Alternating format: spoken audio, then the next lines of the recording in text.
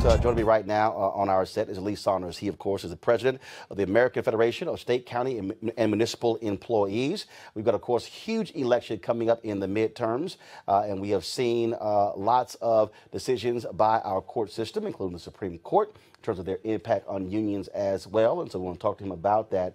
And also, and as we said before, AFSCME as one of our underwriters of this show, so we want to thank them for their support and understanding the importance of having different voices. And Lee, first of all, for the people out there who ain't never heard AFSCME, because they might have seen signs and stuff like that, tell exactly what is AFSCME? Well, we're called the American Federation of State, County, Municipal Employees, AFSCME for short. We represent public service workers all across the country, 1.6 million. Those jobs include sanitation workers, doctors, teachers' aides, home care workers, hospital workers, Department of Transportation, corrections, you name it in the public sector. We represent those workers all across the country. We've been around since 1932, fighting for working families, fighting for our members, but also working families all across this country, and we continue to do so. And one of the things that we were seeing now, of course, that is the role that labor plays in elections, because whether we're talking about what happens in D.C., what happens in state capitals, well, city government and county government, there are decisions made that impact labor, that impact those workers by politicians. They impact on retirement security, those decisions, healthcare security, wages paid, minimum wage laws, collective bargaining, having a seat at the table for our members so they can negotiate wages and working conditions. All of those things are under attack right now. There was a recent Supreme Court decision which essentially made the entire public sector across this country right to work, meaning that folks don't have to be members of the union, yet they receive the same level of benefits that members receive. Under law, they receive the same level of benefits. There is an attempt by the very conservative, by the corporations, very wealthy and very rich, to take advantage of working families across this country.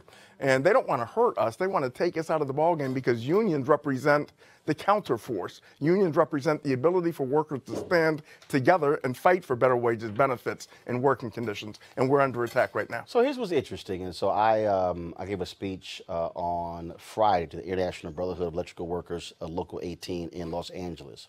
And it was very interesting because there were individuals who were in that room who were Donald Trump supporters. Mm-hmm. And it was very uncomfortable for some of them, having listened to what I had to say, because I said, how on one hand can you have folks who are ardent supporters of Donald Trump, who claims that he is speaking for the forgotten, for the working class, and literally has policies that go against those very people? How do you deal with folks who literally are voting against their own economic interest? I think you've got to deal with issues. And we've got to get back to basics, meaning the labor movement and our allies across the country. And the way that you do that is to knock on doors, talk to people individually, talk to them about the importance of the issues that affect them, their families, and their communities, talk to them about involving themselves in the electoral process and the political process, and making a statement and sticking with the issues every single day. If you do that and take the personalities out of it, then you attract folks, and they want to discuss with you what the issues are. They want you to listen to what they have to say. So it's really getting back to basics for the entire labor movement. It's really getting back to basics for our progressive partners, as far as knocking on doors, talking to people, and most importantly, listening to what they've got to say. But you have this divide because you have these largely white men in Ohio, in Wisconsin, and Michigan who fell for Donald Trump's support or his attacks against NAFTA. And then you have, and then of course you have Republicans who love to be surrounded by police chiefs, and so you have their support of police unions. But then so they love those unions, but then there are other union workers who they despise, and so you sort of have these competing interests. So when you say the labor movement, I mean, you got folks who are appealing to different constituencies in the labor movement. Well, their game is to divide and conquer, and they were able to do that in 2016. And it's up to us to reconnect with all of those workers. Now, let me be honest with you. We will not get every single worker who voted for Donald Trump. That's not going to happen. They'll vote for him again.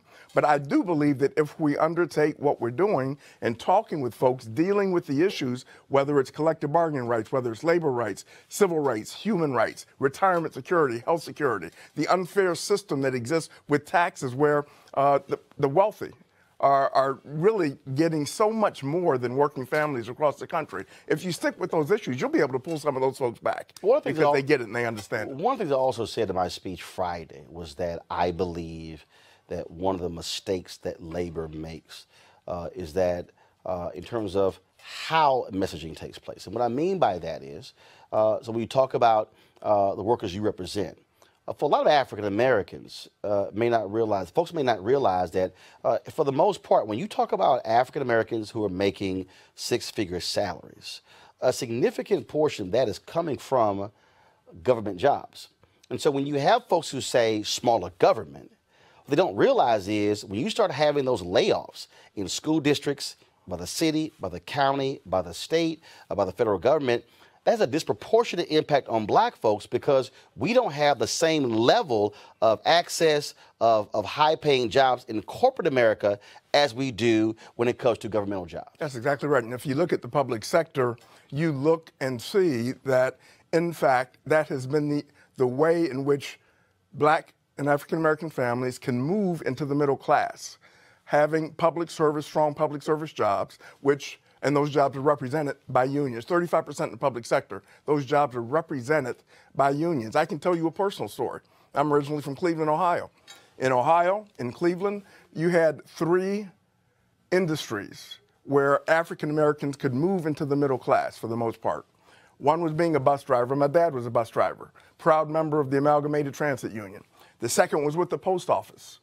Okay, unionized jobs that could move you into the middle class. And in Cleveland, the third were the mills, the steel mills and rubber mills that existed back then. Again, strong unions. So that was the way in which African American families, because they had a seat at the table, could negotiate about wages and benefits, and they could move into the middle class because their wages were improved. And not only members of unions, but it has an impact on folks that aren't members of unions because they sometimes get the benefits of union representation, even though they may not be members, through that negotiating process. That is what's under attack right now. And that's what we've got to convince not only our members, but working families across the country to be involved. This is a movement moment for us. You can see 62% of Americans believe that unions are necessary in this country. They understand what we've been able to achieve for workers across this country. But you have other movements that are coming together. The women's movement, the communities of color coming together, and they're saying that enough is enough, and we're making our voices heard and we're fighting back. And we've got to carry that momentum into the elections in November. Last question, this I Am 2018 initiative, this movement, you began it at MLK 50 in Memphis. What is it going to entail in the next 50 days leading to the election? Well, we're reconnecting with targeted communities across the country through digital campaigns, through social media, so we can talk about the issues that impact on communities of color, so we can engage them in conversation and they can engage their communities in conversation and talk about the importance of fighting back, the importance of voting in November, and then carrying it on, because we just don't want it to end in November. We want this movement and this movement moment to continue after November in our communities, so we deal with the issues that confront all of us. Now, this is actually the last question. How afraid are you of a Brett Kavanaugh being on the Supreme Court, especially after the Janus decision earlier this summer? Well, we're fighting every single day to hopefully that does not happen, because he would just be another Supreme Court justice that would represent the wealthy and the corporations and ignore working families across the country. So we're making phone calls. Our members are making phone calls. Our coalition partners are making phone calls into those states, urging senators to reject that nomination. All right, Lee, we appreciate it. Thanks so much. Good seeing you, man. All right, thanks so much.